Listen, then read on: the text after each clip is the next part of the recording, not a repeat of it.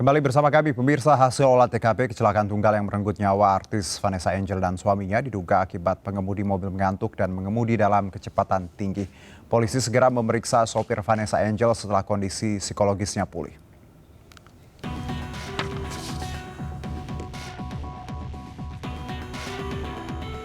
Dengan menggunakan alat berat, mobil yang ditumpangi keluarga artis Vanessa Angel dievakuasi petugas dari lokasi kecelakaan maut di ruas jalan tol Nganjuk Jombang, tepatnya di KM 672300, wilayah Kecamatan Bandar Kedung Mulyo, Kabupaten Jombang, Jawa Timur, Kamis sore. Petugas sempat kesulitan mengevakuasi mobil SUV berwarna putih tersebut karena kondisinya rusak berat. Sebelumnya, di Lantas Polda Jatim dan Unit Laka Lantas Polres Jombang datang ke lokasi dan melakukan olah TKP. Hasil olah TKP, kecelakaan diduga akibat pengemudi mobil Tubagus Muhammad Jody diduga mengantuk. Mobil yang ditumpangi Vanessa Angel dan keluarga menghantam beton pembatas jalan tol hingga terlempar sejauh 30 meter. Saat kecelakaan terjadi, mobil ditumpangi 5 orang anak, termasuk Vanessa Angel, suaminya Febri Ardiansyah, pengemudi, serta anak dan pengasuhnya. Vanessa Angel diduga tidak mengenakan sabuk pengaman sehingga terlempar keluar mobil saat kecelakaan terjadi. Sementara suaminya masih berada di dalam mobil dengan sabuk pengaman terpasang. Sang anak yang masih balita serta pengasuh selamat. Hasil olah TKP diduga mobil melaju dalam kecepatan di atas 100 km per jam. Kendaraan ini mengalami oleng ke kiri. Setelah itu menabrak pembatas jalan berupa beton di ujung beton jalan itu, sehingga kendaraan ini terlempar ke jalur cepat sejauh 30 meter.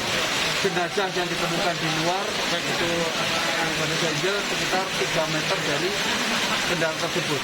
Nah, untuk suami berada di dalam karena menggunakan seatbelt.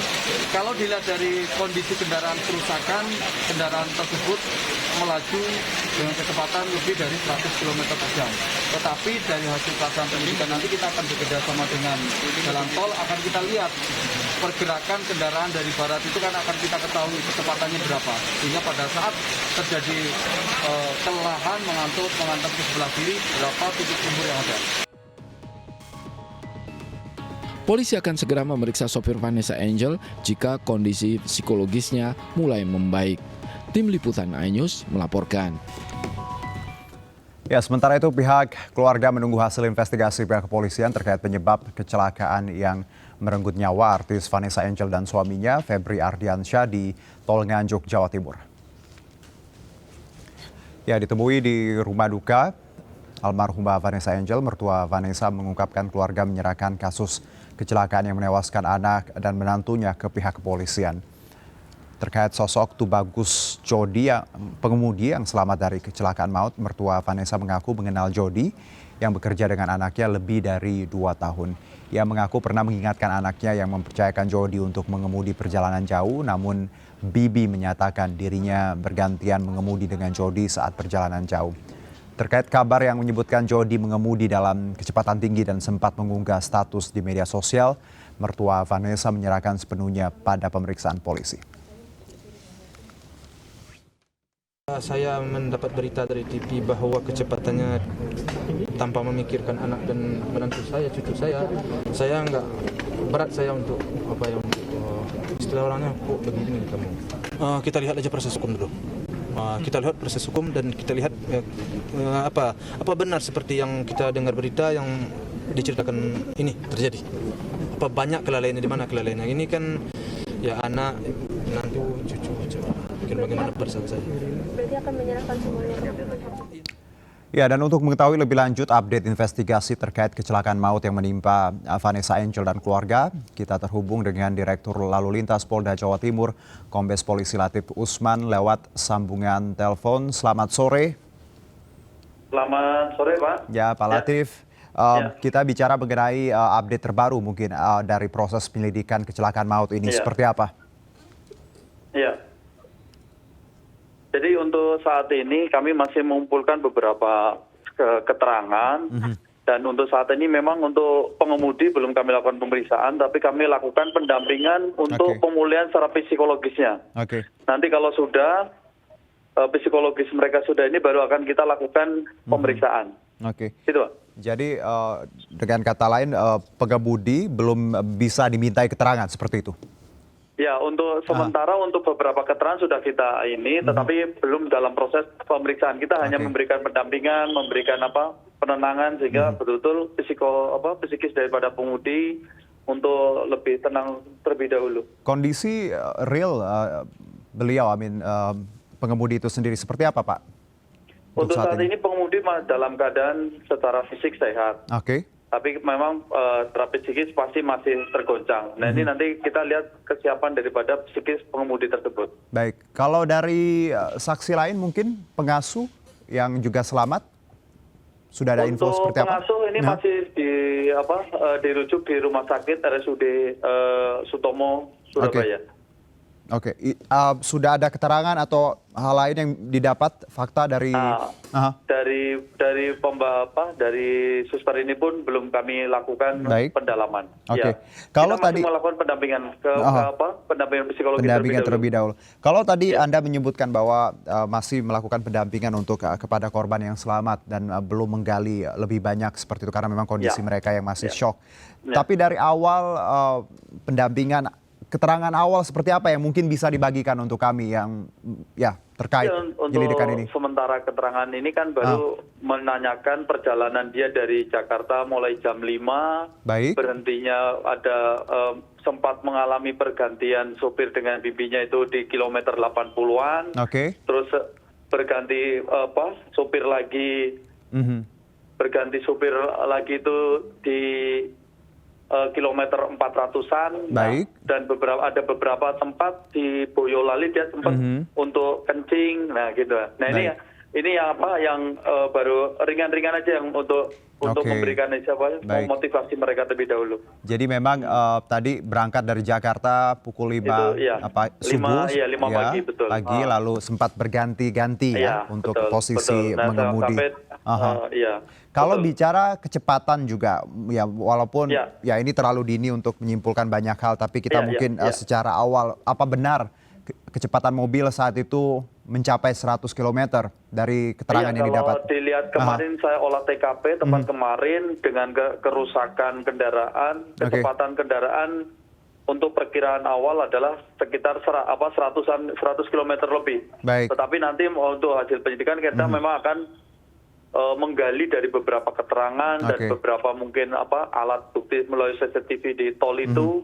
Nah, itu ada kepastian dan Baik. mungkin ada keterangan-keterangan lain akan kita gali. Oke, kalau bicara Ya. posisi mobil juga Pak, dari olah TKP Anda dan tim bahwa kita tahu bahwa mobil juga sempat berputar dan mengarah memutar balik Iya, seperti itu ke arah Iya, Jakarta. memutar balik ke barat. Bisa Betul. diceritakan? Iya, jadi setelah supir mengalami hilang kendali untuk dalam mengemudikan sehingga kendaraan oleng ke kiri menabrak pembatas jalan. Setelah itu kendaraan sampai berbalik arah sampai menghadap ke arah Jakarta kembali. Dari titik Tumbur sampai akhir TKP itu 30 meter. Nah, ini kan dengan kerusakan sembilan rupa bisa kita sedikit mengambil kesimpulan untuk sementara memang kecepatan kendaraan di atas 100 km. Jadi, nah, inilah tentunya yang memang untuk saat ini karena di TKP juga tidak ada bekas pengereman karena anatomi daripada kecelakaan lalu lintas yang sering terjadi di situ adalah masalah pecah ban dan hilangnya konsentrasi, yang kedua hilangnya konsentrasi pengemudi. Nah, untuk sementara yang kita analisa adalah itu akibat dari hilangnya konsentrasi pengemudi tersebut. Nah, untuk masalah batas kecepatan, inilah yang mengakibatkan fatalitas timbulnya korban. Mungkin, nah inilah yang harus kita menjadi pembelajaran kita di sini.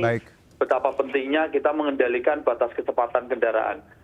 Karena gini aja, mungkin bisa terjadi kecelakaan, tetapi kalau kecepatannya di bawah 100 atau masih dalam kendali, mungkin tidak sampai terjadi korban laka. Ya, ini yang harus perlu menjadi pembelajaran kita, para pengemudi yang khususnya yang melewat jalan tol, tolong betul-betul untuk mematuhi aturan yang ada, batas kecepatan ini betul-betul harus kita jaga.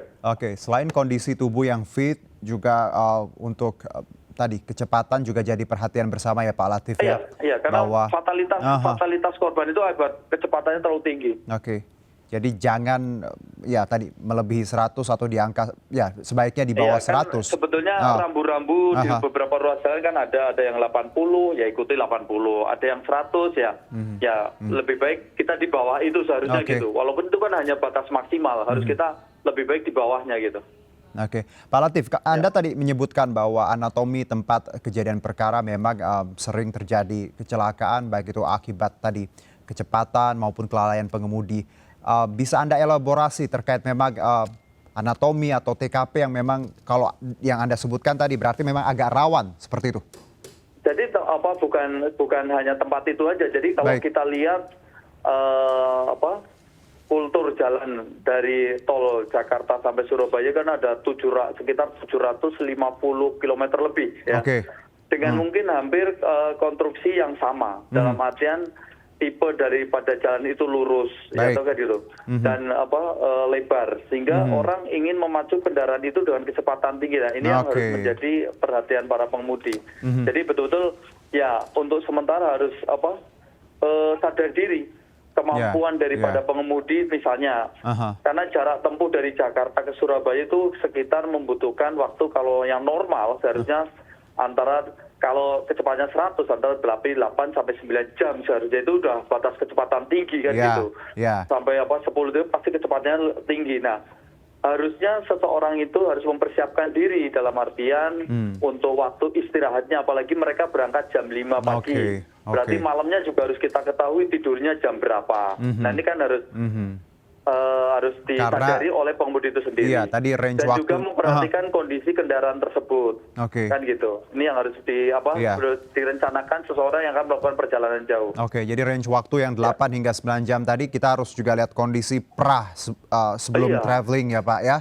Karena ini waktunya tidak singkat, jadi apakah kita sudah cukup tidur malam sebelum berangkat dan kondisi. Betul sekali, itu yang perlu menjadi pelajaran buat kita. Ini mari betul-betul kejadian ini jadikan pelajaran buat kita dan semua. Dan apalagi menarik yang Anda sebutkan tadi bahwa anatomi jalan yang lurus ya dan juga agak lenggang mungkin bisa memacu psikologis orang untuk ngebut tadi. Pak, kalau bicara mengenai korban, kita tahu ada satu korban, koreksi kalau saya salah, Vanessa yang bisa terpelanting agak jauh. Apakah memang dari olah TKP menyebutkan bahwa almarhumah tidak mengenakan seat belt atau apa penyebab sehingga satu korban ini sempat terpelanting jauh? Iya, kalau dilihat dari olah TKP kemarin, situasi kemarin memang si Vanessa ini di belakang tidak menggunakan seat belt itu. Ya, sehingga dia memang terlempar dari TKP itu dengan mobil itu 3 meter, dengan mobil sekitar 3 meteran. Jadi ini juga perhatian kita ya Pak Latif bahwa ketika melakukan perjalanan jauh walaupun kita duduk di baris kedua, dimanapun duduk di belakang, duduk depan wajib menggunakan seat belt ini. Ini demi keamanan. Pak Latif, satu mungkin terakhir, kita bicara memang perkembangannya masih terus dilakukan penyidikan dinamis. Tapi kalau bicara mengenai kemungkinan untuk pengemudi menjadi tersangka, apakah ada atau besar seperti itu?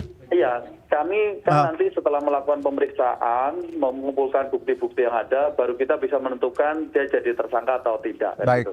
Tapi untuk sementara kita belum menentukan dia menjadi tersangka karena kita belum melakukan pemeriksaan lebih lanjut sesuai dengan penyidikan itu. Tapi kita akan menggali, menerima informasi-informasi apa yang ada, akan kita jadikan suatu petunjuk untuk kita melakukan penyidikan. Terima kasih Pak Latif atas waktunya dan juga tadi poin-poinnya jadi pembelajaran bersama terkait kecepatan, kondisi fisik kita dan juga kondisi mobil. Terima kasih Kombes Polisi Latif Usman, salam sehat. Salam sehat selalu. Ya, sementara itu 3 korban selamat kecelakaan tol Jombang, Jawa Timur masih dirawat di rumah sakit di Jawa Timur. Setelah kondisi membaik, sopir dan pengasuh anak Vanessa akan diperiksa terkait kronologi kejadian.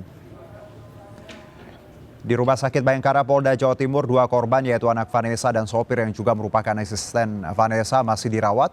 Kondisi keduanya terus membaik, sementara untuk pengasuh anak Vanessa telah dirujuk ke Rumah Sakit Dr. Sutomo, Surabaya. Dari pemeriksaan medis, anak Vanessa Angel Galaskai Ardiansyah dalam pemulihan dari luka memar dan kini keluarga tengah menunggu pernyataan dari pihak rumah sakit kapan anak Vanessa bisa dibawa pulang.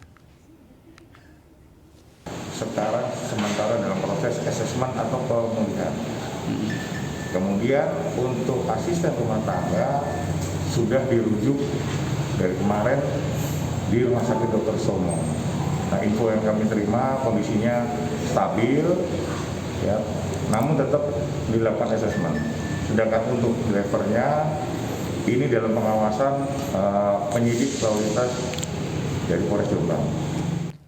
Ya, kami akan jeda terlebih dahulu, tetap di MNC News.